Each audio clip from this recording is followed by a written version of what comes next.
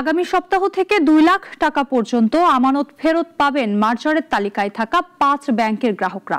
তার আগে বৃহস্পতিবার নতুন সম্মিলিত ইসলামী ব্যাংকের আনুষ্ঠানিক কার্যক্রম শুরু হবে। আর বিকেলে ব্যাংকটির পরিচালনা পর্ষদের সভা অনুষ্ঠিত হয় কেন্দ্রীয় ব্যাংকে। সাইদ আরমানের রিপোর্ট। নিজের জমানো টাকা ফেরত পাচ্ছে না মার্জারের তালিকায় থাকা 5 ইসলামী ব্যাংকের গ্রাহকরা। অনেকে টাকা তুলতে না পারায় ব্যাহত হচ্ছে চিকিৎসা, জীবনযাপনের ব্যয় নির্বাহ করতে হিমশিম খাচ্ছেন তারা। লম্বা সময় পর অবশেষে দৃশ্যমান হচ্ছে সম্মিলিত ইসলামী ব্যাংক। চূড়ান্ত লাইসেন্স দিয়েছে নিয়ন্ত্রক কর্তৃপক্ষ, আর অপেক্ষার অবসান হচ্ছে আমানত ফেরত পাওয়া নিয়ে। আগামী সপ্তাহে 2 লাখ টাকা পর্যন্ত ফেরত পাবেন গ্রাহকরা। যতই রাষ্ট্র বলুক যে আমাকে সবাইকে 2 লক্ষ টাকা করে দেওয়া হবে, আমার এই মুহূর্তে 10,000 টাকার বেশি উঠার প্রয়োজন নাই। উঠানো আমি কেন 2 লক্ষ টাকা উঠাতে যাব? কারণ এই ব্যাংকে আমার আমানত অবশ্যই সুরক্ষিত থাকবে, এইটুক বিশ্বাস আমার আছে।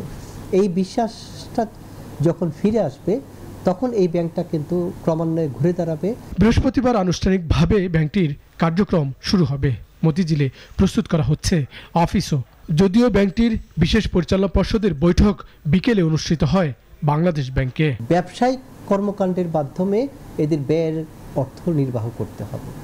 অতএব যদি প্রাথমিকভাবে তো আর ব্যবসা খুব বেশি সম্প্রসারিত হয়েছে এরকম নজির দেখা যাবে না, যার ফলে আমরা লোকবল ছাঁটাই করব না।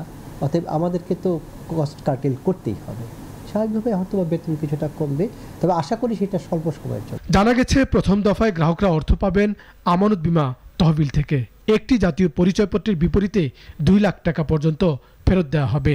আস্তে আস্তে ব্যাংকগুলোর সব সাইনবোর্ডও বদলে যাবে। সাইদ আরমান, নাগরিক, ঢাকা।